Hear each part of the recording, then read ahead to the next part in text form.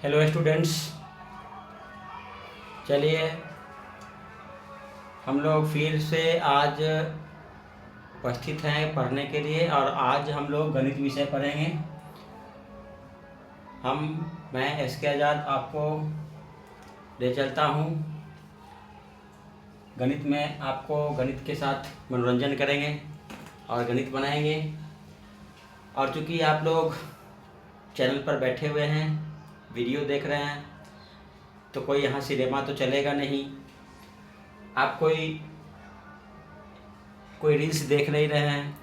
आप लोग सभी लोग पढ़ने के लिए मेरे साथ बैठे हुए हैं और वीडियो देख रहे हैं। तो जब पढ़ना है तो सबसे पहले कॉपी कलम अपने पास रखिए। कॉपी कलम निकाल लीजिए। आपके पास बुक्स जो है गणित का वो भी निकाल लीजिए। सबसे पहले तो कॉपी कलम आपके सामने हो। मैं जो बताऊंगा, जो भी आपको ज़रूरत हो उसको आप नोट्स कीजिएगा। वीडियो को पॉज कर करके देखिएगा, रोकिएगा और उसके बाद आप उसको नोट कीजिएगा। जो समझ में नहीं आए कमेंट सेक्शन में कमेंट कीजिए, ताकि मैं आपको उसका उत्तर या जो भी आपके पास जो समस्याएं हैं उसको मैं आपको बता सकूं। ये प्रक्रिया आप कीजिएगा ताकि अधिक से अधिक आपको लाभ वीडियो देखने से मिल सके। चलिए चलते हैं, पढ़ने के लिए तैयार हैं, कॉपी किताब निकाल ही लिए हैं। तो मैं आपको आज दो चर वाला रैखिक समीकरण युग्म, इसके पहले वीडियो में भी आपको हम रैखिक समीकरण के बारे में बताए हैं। रैखिक समीकरण में एक चर वाला और दो चर वाला। एक चर वाला का जो समीकरण का हल क्या होगा वो बता दिए हैं। दो चर वाला जो होगा उसका हल कैसे निकलेगा वो भी हम बता दिए हैं। 5 विधियों से हम हल निकालने की विधि बताए थे इसके पहले वीडियो में। आज देखेंगे सबसे पहले कि ये हल निकलेगा तो कैसे निकलेगा। इसके पहले बताए थे कि यदि एक चर वाला होगा, फिर से जरा चलते हैं हम। एक चर वाला रैखिक, थोड़ा सा याद ताज़ा करवा देते हैं, समीकरण का मानक रूप होता है ax + - b = 0। हल या मूल जिसको कहेंगे, हल बराबर, यानी कि x का मान यदि निकालना है तो यहाँ प्लस तो माइनस, माइनस तो प्लस, पहले अचर मान बटा x का गुणांक जो होगा, यही हल निकलता है। ठीक है। एक चर वाला यदि रहेगा तो एक चर वाला रैखिक समीकरण का हल ये हम बताए थे, नोट कर लीजिएगा इसको भी आप। चलिए दो चर वाला देखते हैं। दो चर वाला एक रैखिक समीकरण युग्म रहेगा तो ax + by + c = 0, यही स्टैंडर्ड फॉर्म होता है। यहाँ x एंड y क्या है, चर मान है। a b c जो है अचर मान है। यहाँ x का गुणांक a है, y का गुणांक b है और c जो है वो अचर मान है। ठीक है। अब इसका हल निकालने के लिए भी हम बताए थे कि पूर्ण या प्राकृत यदि पूछा जाए तो संख्या में निश्चित हल होंगे, निश्चित हल। परंतु यदि पूर्णांक या परिमेय संख्या के समुच्चय में पूछेगा तो अनगिनत या अनिश्चित हल होंगे। ठीक है, ये पहले भी हम बता चुके हैं। अब हम समीकरण युग्मों को देखते हैं। समीकरण युग्म यदि दिया हुआ रहेगा, दो समीकरण है, दोनों दो चर वाले हैं और एक रैखिक समीकरण है, क्योंकि घात एक है। एक रैखिक का मतलब क्या होता है, घात एक, और दो चर यानी यहाँ x और y दो समीकरण है। यहाँ समीकरण एक में भी जो है चरमान x और y है, समीकरण दो में भी चरमान x और y है। और समीकरण एक में जो चरमान x y है इसमें गुणांक कौन कौन है, अचरमान है a1 b1 c1। इस तरह समीकरण दो का चरमान x और y ही है और गुणांक है a2 b2 एंड c2। अब इसका हल निकालने के लिए पहले हम देखते हैं कि इसका हल होगा या नहीं। हल की शर्तें, पहले तो स्थिति देखते हैं, क्रम संख्या, हल की शर्तें क्या होगा, और ये क्रम देखते हैं। इसमें 3 क्रम याद कीजिएगा, पहला, दूसरा एंड तीसरा। ठीक है। पहला यदि देख लीजिएगा, बहुत इंपॉर्टेंट, इससे आपको 10वीं वर्ग या मैट्रिक परीक्षा में जरूर आता है। पहला तो है कि कंडीशन है कि यदि A1 बाई A2 बराबर नहीं हो B1 बाई B2। यहाँ A1 का मतलब हो गया पहले वाले समीकरण का x चर का गुणांक और A2 का मतलब हो गया दूसरे वाले समीकरण युग्म का x जो चर मान है उसका गुणांक। B1 का मतलब हो गया y पहले वाले समीकरण के y का गुणांक, B2 का मतलब हो गया दूसरे वाले समीकरण का y का गुणांक, और C1 का मतलब हो गया पहले समीकरण का अचर मान और C2 का मतलब हो गया दूसरे समीकरण का अचर मान। अब ये कंडीशन फॉलो देखिएगा यहाँ क्या करता है। यदि A1 बाई A2 इतना बाई इतना बराबर इतना बटा इतना नहीं होता है तो इसके हल कितने होंगे? हल एक और केवल एक हल, इसको हम अद्वितीय हल भी कह सकते हैं। इसको क्या कहेंगे? अद्वितीय हल कहेंगे, समझा। और इसको यदि युग्म का नाम यदि होगा, युग्म को हम क्या कहेंगे? यदि अद्वितीय है मतलब अविरोधी, क्या है? अविरोधी युग्म है। और चूंकि हल निकल रहा है तो संगत, हल निकलेगा तो संगत होगा, ठीक है। इसके हल A1 A2 बराबर B1 B2 नहीं होगा तो इसके कितने हल होंगे? एक और केवल एक हल होगा। अब इसमें हल जो होता है हम निकाल देते हैं। x बराबर कितना होगा, y बराबर कितना होगा, ये हम देख लेते हैं। x बराबर यदि देखा जाए तो हम लिखेंगे ऐसे, x बराबर होगा तो बटा में तो दोनों का होगा A1 B2 minus B1 A2,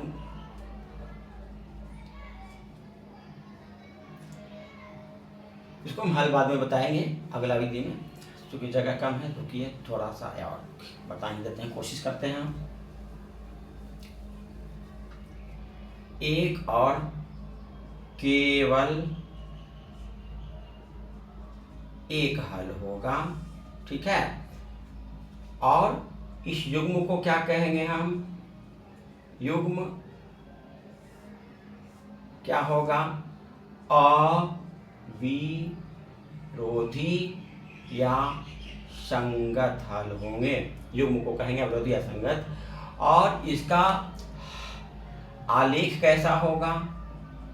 आलेख जब निकलेगा तो प्रतिच्छेदी। आलेख कैसा होगा? प्रतिच्छेदी, मतलब एक समीकरण का आलेख यदि ऐसे निकलेगा तो दूसरा समीकरण का ऐसे, इस तरह कटेगा किसी एक बिंदु पर। जहां पर कटान बिंदु होगा वही का भुज जो होगा x का मान होगा और कोटि जो होगा y का मान होगा। यहाँ जहां पर कटेगा x एंड y, भुज जो होगा x का मान, कोटि जो होगा कटान बिंदु y का मान होगा, ठीक है। अब ये हम भुज तो लिख दिए, आलेख लिख दिए, प्रतिच्छेदी होगा। अब इसका में मान क्या होगा? मान निकालने के लिए रहेगा तो x बराबर क्या होगा, y बराबर क्या होगा। इसका वैल्यू हम पहले भी इसके पहले वीडियो में बताए थे बीजगणित विधि से कैसे निकालते हैं। तो पहले अचर मान को लिखेंगे, अचर मान को हाथ रखेंगे तो A1 B2 minus B1 A2 बटा x का मान निकालना है तो x पर हाथ रखेंगे, B1 C2 minus C1 B2, ये x का मान। y का मान तो नीचे वही होगा A1 B2 minus B1 A2, y का मान A1 B2 minus B1 A2, और ऊपर में क्या होगा तो C1 A2 minus C2 A1, ये x और y का मान निकलेगा, ठीक है। फिर से एक बार, किसी भी दो चर वाला रैखिक समीकरण युग्म का हल निकालने की कंडीशन, कब हल निकलेंगे कब नहीं निकलेंगे। यदि A1 बटा A2 बराबर B1 बटा B2 नहीं होगा तभी इसका एक a का मान निकलेगा और एक x का मान निकलेगा और एक y का मान निकलेगा। एक और केवल हल, एक और केवल एक हल का मतलब क्या हुआ कि x का एक आंसर निकलेगा और y का एक आंसर निकलेगा। दूसरा कंडीशन है कि यदि A1 बटा A2 बराबर B1 बट्टा B2 बराबर C1 बट्टा C2, यानी इतना बट्टा इतना बराबर इतना बट्टा इतना बराबर इतना बट्टा इतना, तीनों बराबर हो जाए तो इसके अनगिनत हल होते हैं। तो इसके कितने हल होंगे? अनगिनत हल होंगे, अनगिनत हल होंगे। और ऐसे युग्म को कहते हैं हम आश्रित युग्म, आश्रित युग्म। और संगत, ये भी संगत होगा, जिसका हल निकल रहा है, संगत नहीं निकलेगा तो असंगत। आलेख कैसा होगा? आलेख बिल्कुल उसी पर, यानी समपाती। पहला समीकरण का भी आलेख वहीं पर, दूसरा समीकरण का भी आलेख वहीं पर। पहला समीकरण का भी आलेख वही सरल रेखा होगा, दूसरा समीकरण का भी आलेख वही सरल रेखा होगा, दोनों एक ही पर एक होगा, यानी इसको हम समपाती कहते हैं। ठीक है। और इसके तो अनगिनत हल होंगे, अनगिनत हल, तो इसलिए इसको लिखें क्या? अनगिनत हल होंगे। ठीक है। अब कंडीशन तीसरा क्या होगा कि यदि A1/A2 बराबर तो B1 बटा B2 होता है, परंतु ये अचर मान का जो औसत बराबर नहीं होता है, यानी C1 बटा C2 नहीं होता है। यदि इतना बटा इतना बराबर इतना बटा इतना हो, लेकिन ये नहीं हो, तो इसके एक भी हल नहीं होंगे, एक भी हल नहीं होंगे, यानी इस युग्म को कहेंगे विरोधी। इसको क्या कहेंगे? विरोधी युग्म। और हल नहीं निकल रहा है तो इसको असंगत भी कहेंगे, असंगत युग्म। और इसके हल नहीं निकलेगा, क्यों नहीं निकलता है? क्योंकि इसका आलेख बिल्कुल समानांतर होगा। समीकरण 1 और समीकरण 2 दोनों का लेखा चित्र जो होगा एक दूसरे के समानांतर होगा। अब जब कहीं कटाई नहीं तो इसके लिए हल इसका नहीं निकलता है, हल नहीं होंगे, हल नहीं होंगे। एक बार फिर से हम इसको बता रहे हैं, आप सभी लोग कॉपी कलम भी पास में रखिए और उसको उदाहरण देकर के भी हम अभी जस्ट बताते हैं। एक समीकरण ये है A1x B1y प्लस C1। दूसरा समीकरण है A2x plus B2y plus C2 बराबर 0। ये दो समीकरण हैं। दोनों समीकरण का हल कैसे निकालेंगे? इसके पहले हम आपको बताए थे 5 विधि, लुप्तीकरण विधि, प्रतिस्थापन विधि, तुलनात्मक विधि, वज्रगुणन विधि, अनुपात निर्णय विधि। अब लेकिन ये हल निकालेंगे, लेकिन सबसे पहले हमको ये देखना है कि हल होगा कि नहीं होगा। एक नंबर का यदि प्रश्न पूछा जाए कि दिए गए समीकरण का हल निकलेगा या नहीं निकलेगा, निकलेगा तो एक होगा कि अनगिनत होगा कि एक भी नहीं होगा, और इन युग्मों को नाम क्या होगा, तो हम इसीलिए नामकरण भी दे दिए हैं। यदि दोनों समीकरण में कंडीशन पहले देख लेते हैं, यदि A1 बटा A2 बराबर B1 बटे B2, यहाँ पर जो दिया हुआ है देख लीजिए, A1 बटे ये दोनों का अनुपात और ये दोनों का अनुपात यदि बराबर नहीं होता है तो इसके एक हल होंगे, x का एक मान निकलेगा और y का एक मान निकलेगा। और ऐसे समीकरण युग्मों को हम कहेंगे, ये दोनों युग्म जो है समीकरण, इसको विरोधी युग्म कहेंगे, अविरोधी युग्म कहेंगे, और इसके हल को हम कहेंगे संगत। आलेख इसका यदि कोई पूछेगा, यदि किसी दो समीकरण में यदि A1 बटे A2 बराबर B1 बटे B2 होता है तो इसका आलेख कैसा होगा, तो हम बोलेंगे प्रतिच्छेदी, यानी किसी एक बिंदु पर कटेगा, जहां पर कटेगा वही उसका हल होगा, यानी भुज उसका x का मान, कोटि उसका y का मान। अब x का मान y का मान होगा क्या, तो इसके लिए भी वज्रगुणन से पहले भी हम बताए हैं, इसमें भी लिख दे रहे हैं कि x बराबर होगा B1C2, ऐसे x बराबर होगा तो अगर B1C2 माइनस C1 B2 बटा A1 B2 minus B1 A2। y बराबर निकालना है तो y पर हाथ रखेंगे, C1 A2 minus A1 C2 बटा A1 B2 minus B1 A2। ये दूसरा कंडीशन, यदि इतना बटा इतना बराबर इतना बटा इतना बराबर इतना बटा इतना हो जाए तो इसके कितने हल होंगे, तो इसके अनगिनत हल होंगे। और ऐसे युग्म, दोनों जो युग्म है इसको हम आश्रित युग्म कहेंगे। और या फिर चूंकि हल निकल रहा है तो संगत, नहीं निकलेगा तो असंगत, क्योंकि इसका भी हल निकल रहा है अनगिनत, तो ये संगत युग्म है। और इसका आलेख यदि पूछा जाए कि आलेख कैसा होगा, तो समपाती। समपाती का मतलब होता है एक के ऊपर एक पटा हुआ। तो पहले समीकरण का लेखा चित्र भी यही होगा, दूसरा समीकरण का लेखा चित्र भी उसी सरल रेखा पर हो जाएगा। इसीलिए इसके चूंकि कॉमन बिंदु बहुत सारे हैं, इसीलिए इसके अनगिनत हल होंगे। क्योंकि संपाती है तो चूंकि बहुत सारे, इसमें प्रतिच्छेदी बिंदु में एक कॉमन बिंदु होता है, इसलिए एक हल। संपाती सरल रेखा में चूंकि अनंत कॉमन बिंदु है, इसीलिए अनगिनत हल।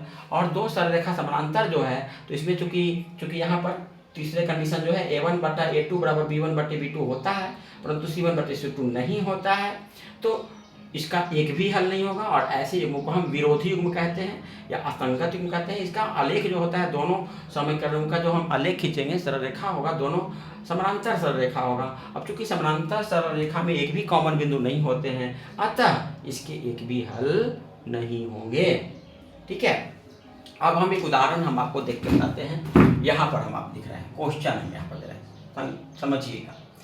एक क्वेश्चन है 5x + 2y बराबर 3, 9x + 3y बराबर 5। ये एक समीकरण ये है और एक समीकरण ये है, दो समीकरण दे दिए। अब पहले इसको जांच करके बताइए। अभी हल नहीं निकालना है, हल निकालने के लिए तो हम इसके पहले बता दिए 5 विधि, लेकिन और भी देख लिएगा। इसको हम हल निकालेंगे तो इसके ये समीकरण कहलाएगा क्या, इसके आलेख कैसे होंगे, इस तरह के ऑब्जेक्टिव क्वेश्चन पूछे जाएंगे। तो इसके लिए हम ध्यान देंगे।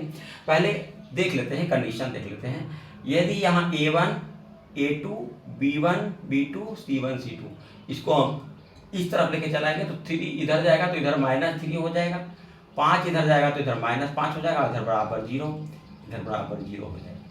अब हम देखते हैं 5/9 और यहाँ है 2/3, चूंकि बराबर है नहीं है, 5 या 15 और 9 दूनी 18 बराबर नहीं है ना। यहाँ सीधे देखो 5 या 15 9 दूनी 18 बराबर नहीं है, अतः इसका एक हल होगा। यानी इसमें x का एक मान निकलेगा और y का एक मान निकलेगा।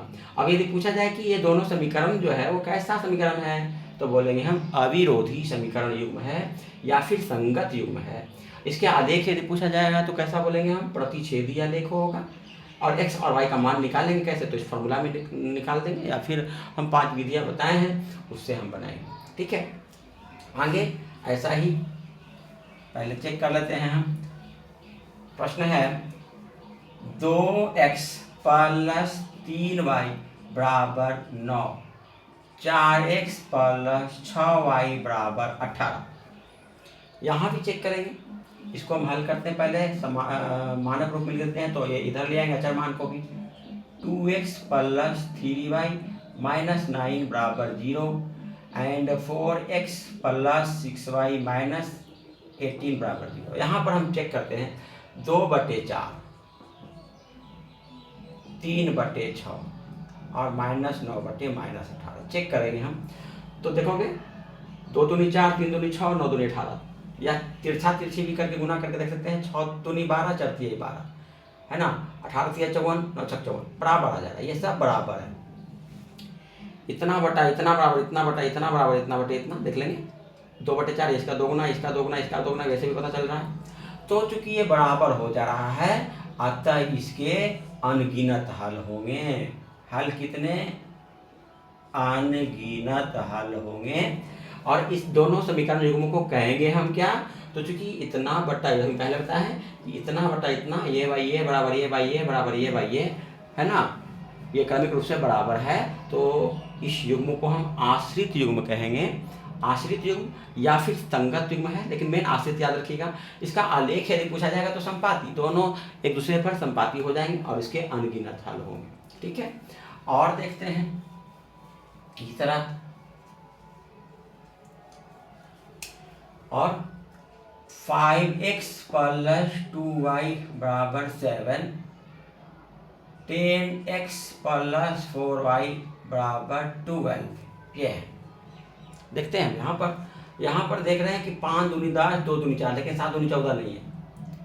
यहाँ पर 5/10 बराबर 2/4 तो आ जा रहा है, देखेंगे 5 चौक भी 10 दूनी भी, परंतु 7/12 तो नहीं है। 5 दूनी 10, इसका अनुपात इकट्ठ क्या करा है 1/2 1/2, लेकिन ये 7/12 बराबर नहीं है। अतः ये विरोधी युग्म है। ये दोनों समीकरण जो हैं वो कैसे हैं, विरोधी युग्म हैं।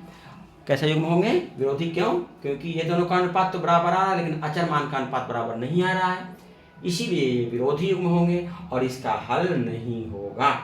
आलेख यदि पूछा जाएगा तो दोनों का आलेख कैसा होगा, समानांतर होगा। ठीक है, ऐसे ही और भी देखते हैं। ये बहुत इंपॉर्टेंट, ये टेबल आप लोग वीडियो को रोक करके और नोट कर लीजिए। ठीक है, और ऐसे ही प्रश्न हम और दे रहे हैं। 3x प्लस 2y बराबर 9, 9x प्लस 3y बराबर 2। ये समीकरण एक में है। देखते हैं, चूंकि यहाँ ही देख लेते हैं, 3 तिहाई 9, 9 दूनी 18 बराबर नहीं होता है। 3/9 बराबर 2/3 बराबर है जी। 3 तिहाई 9, 9 दूनी 18 बराबर नहीं है। नहीं है तो युग्म कैसा होगा?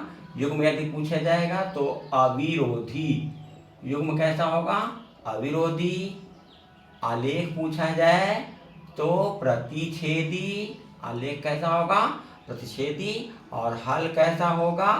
तो अद्वितीय। हल कैसा होगा? अद्वितीय, यानी एक और केवल एक हल होगा। नहीं,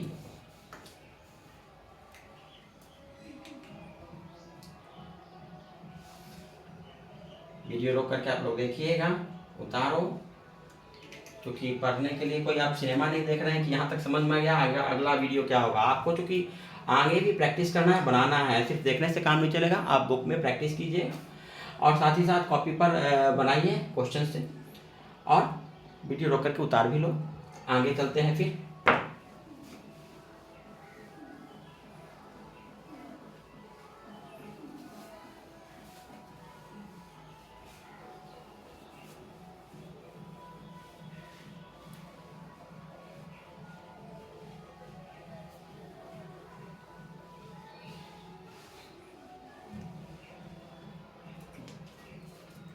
अब हम क्वेश्चन देते हैं। क्वेश्चन दे रहे हैं 5x प्लस 3y बराबर 7, 2x प्लस 7y बराबर 15। ये क्वेश्चन, ये समीकरण एक, ये समीकरण युग्म दो हो गया। सबसे पहले ये पहले तो चेक करेंगे कि चूंकि 5/2 3/7 ये इधर आएगा तो -7/-15 होगा ना। ये इधर लाएंगे बराबर के, इधर तो माइनस हो जाएगा और इधर जाएगा तो बराबर 0 बच जाएगा। ये 7 इधर आएगा तो -7, इधर बच जाएगा क्या? 0 हो जाएगा ना। तो अब देखते हैं, चूंकि 5 7 35, 3 दूनी 6 यहीं पर बराबर नहीं हो रहा है, यहीं पर कंडीशन बराबर नहीं हो गया। 5 7 35, 3 दूनी 6 बराबर नहीं है। अतः यहीं पर हम पहले देखते हैं युग्म क्या होगा। युग्म क्या होगा? क्योंकि बराबर नहीं हुआ तो युग्म अविरोधी एंड संगत युग्म। क्या युग्म होगा? संगत युग्म। जिसका भी हल होगा संगत होगा, नहीं हल होगा तो असंगत होगा। युग्म क्या है? क्योंकि इतना बटा इतना बराबर इतना बटा इतना नहीं है तो असंगत युग्म होगा। यदि हल होंगे कितने? तो हल एक और केवल एक, एक और केवल एक, यानी इसी को हम कहते हैं अद्वितीय हल। ठीक है, यानी इसमें x का मान निकलेगा, एक y का मान निकलेगा। आलेख यदि पूछा जाए तो आलेख कैसा होगा? प्रतिच्छेदी। प्रतिच्छेदी, जहां पर कटान बिंदु होगा वही x और y का मान मिलेगा। अब इसका मान कैसे निकाल देंगे हम?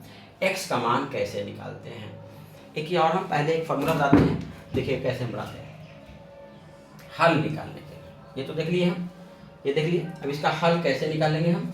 हल निकालने के लिए एक हम बहुत ही आसान सा तरीका बताते हैं, वज्र गुणन विधि। सबसे आसान, फटाक से हल निकलेगा आंसर, फटाक से। कैसे? फटाक से। वज्र गुणन विधि में कैसे निकालेगा वो देखोगे। पहले a1x plus b1y plus c1 बराबर 0, ये समीकरण 1 है। दूसरा समीकरण a2x plus b2y plus c2 बराबर 0, ये समीकरण 2 है। तो अब ऐसे कर दो आप लोग, x पहले इसको ऐसे करते हैं हम। इसमें क्या है? a1 a2 b1 b2 c1 c2। यहाँ पर हम क्या करते हैं? यहाँ पर है x, यहाँ पर y, या फिर ऐसे करेंगे हम ऐसे करते हैं। एक्स वाई यहाँ अचर मान को 1 मानेंगे, एक्स वाई अचर मान को हम 1 मानेंगे। अब लिखते हैं हम a1 है ना, तो यहाँ से शुरू करेंगे। a1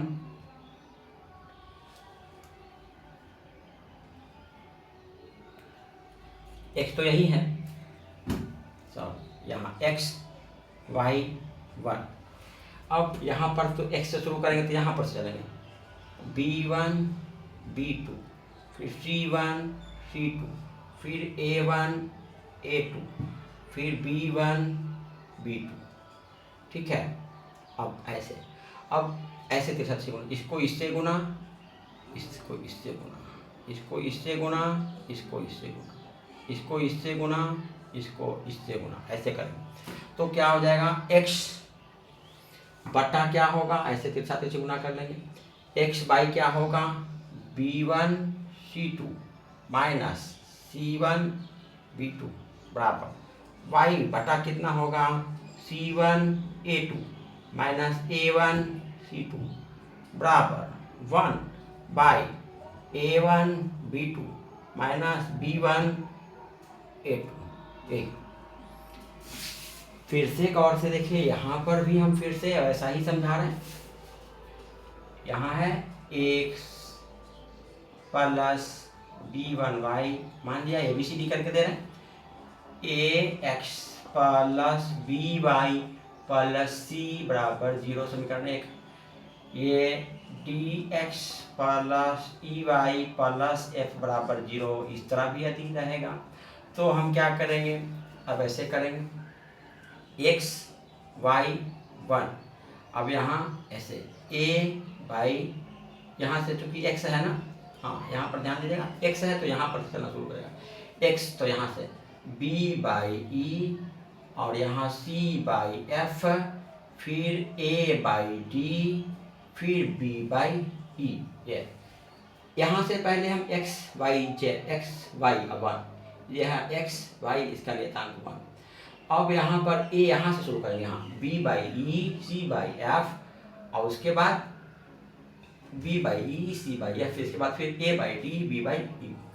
तो अब ऐसे को तिरछा तिरछी इससे गुना, फिर इससे गुना, फिर इससे गुना, फिर इससे गुना, घटा करके इससे गुना, माइनस इससे गुना, यहाँ माइनस है, यानी x बराबर कितना होगा, x बटा कर देंगे तो x बटा क्या होगा, bf माइनस ce बराबर y बटा cd माइनस af बराबर 1 बाई ae माइनस bd। ठीक है, इसको और आगे बढ़ेंगे तो x निकालने के लिए इसको हम कौन कर देंगे, तो x बराबर क्या हो जाएगा, ये चल जाएगा गुना में, 1 से गुना, यानी bf minus ce by ae minus bd। इसी तरह y का मान निकालने के लिए तो x को हम इधर गौन कर देंगे, तो क्या होगा, ये जाएगा गुना cd माइनस af बटा यही चीज same to same ae minus bd। इसी तरह यहाँ भी देखते हैं, हम यहाँ भी देखेंगे x बराबर, तो ये हम y को गौन कर देंगे तो ये चला जाएगा इधर, b1 c2 को 1 से गुना करेंगे, क्या होगा, b1 c2 minus c1 b2 बटा जो है ये a1 b2 minus b1 a2। y बराबर, तो ये चला जाएगा इधर, c1 a2 minus a1 c2 बटा a1 b2 minus b1 a2। ये डायरेक्ट फॉर्मूला से हम बना लेंगे। जैसे इस क्वेश्चन को हम देखते हैं अच्छी तरह से, फिर से हम इसको लिखते हैं। हम एक क्वेश्चन फिर से हम दे रहे हैं, क्वेश्चन है 2x प्लस 3y, इसको किधर ले आएंगे, माइनस पाई बराबर 0, समीकरण 1। 3x प्लस 2y प्लस 8 बराबर ये हो जाएगा 0, ये समीकरण दूसरा है। ठीक है। अब इसको देखते हैं कि इसका हल होगा तब ना हम निकालेंगे। ये जो है बात गुणन या कोई भी विधि द्वारा हम प्रयास तो तब करेंगे जब इसका पहले हल हो। तो पहले चेक कर लेते हैं। 2 दूनी 4 3 तिहाई 9 बराबर नहीं हो रहा, चूंकि 2/3 बराबर 3/2 होता है जी, नहीं होता है। 2 दूनी 4 3 तिहाई 9 बराबर नहीं होता है, अतः इसके एक हल होगा। हल होगा तभी हम आगे प्रयास करेंगे, नहीं तो नहीं करेंगे। तो अब हम यहाँ x बराबर क्या होगा और y बराबर कितना होगा डायरेक्ट हम बनाएंगे। x का वैल्यू निकालना है, यहाँ पर देख रहे हैं x बराबर कितना होगा, x निकालना है। तो पहले क्या होगा, x बराबर b1c2 minus c1b2, b1c2 minus c1। पहले x बराबर निकालना है तो ऊपर में क्या होगा, x पर हाथ रख देंगे। पहले बटा में क्या होगा से पहले देखेंगे, दोनों बटा में क्या होगा। पहले बटा में तो अचर मान पर हाथ रख देंगे। पहले बटा में नीचे हर के रूप में क्या होगा, अचर मान पर हाथ रखेंगे। यहाँ 2 दूना 4 देखेंगे, 2 दूना 4 माइनस 3 तिया प्लस 3 तिया 9 लिखेंगे। ऊपर में इसी तरह का में भी होगा 4 माइनस 9। ऊपर में देखेंगे, ऊपर में क्या होगा तो इस पर हाथ रख दो। 3 8 24 ऊपर 24 लिखेंगे, माइनस 5 दूना माइनस 5 गुने +2 है तो माइनस 10, 5 दूना माइनस 10 ना है, माइनस 10। इसी तरह y का वैल्यू निकालने के लिए तो y पर हाथ रख देंगे। यहाँ पे देखोगे 5 तिया 15, 5 माइनस में +3 तो माइनस 15 हो जाएगा, माइनस फार्मूला वाला, ये फार्मूला वाला। और फिर 2 8 16, 2 8 16। तो x बराबर कितना हो गया, तो 24 माइनस माइनस प्लस 24 10 34, 4 में से 9 घटेगा तो -5, यानी अभी वैल्यू होगा इसका वैल्यू -34/5। y का वैल्यू कितना होगा तो -16 और -15 हो जाएगा, -31/4 में से 5 घटेगा तो -5। तो ये कट के हो जाएगा, यही वैल्यू हो गया, मान निकल गया डायरेक्ट फटाक से। कैसे वैल्यू निकला, फटाक से वैल्यू निकल गया। y का वैल्यू y बराबर 31/5 डायरेक्ट हम निकाल देंगे वज्रगुणन विधि द्वारा हल। ठीक है, तो इस प्रकार से हम 2 चर वाला समीकरण युग्म का हल कैसे निकालते हैं हम ये बताएं। इसके हल होंगे क्या, इसका आलेख कैसा होगा, हल युग्म का नाम क्या होगा, समीकरण युग्म का नाम क्या होगा, कैसे हल निकालेंगे, डायरेक्ट फटाक से कैसे हल निकालेंगे, तरीका हम बताएं। ठीक है, वीडियो आप लोग रोक करके देखिए और नोट भी कर लीजिए। वीडियो अच्छा लगा होगा हमारे ख्याल से, वीडियो अच्छा लगा तो कमेंट करें और इससे आधारित और भी प्रश्नों को आप अपने बुक से बनाएं, तभी आप सारे प्रश्नों को आप स्वयं सॉल्व कर पाएंगे और इसको समझ पाइएगा ज़्यादा से ज़्यादा। ठीक है, वीडियो देखने के लिए धन्यवाद। मिलते हैं फिर से अगले वीडियो में। Good bye.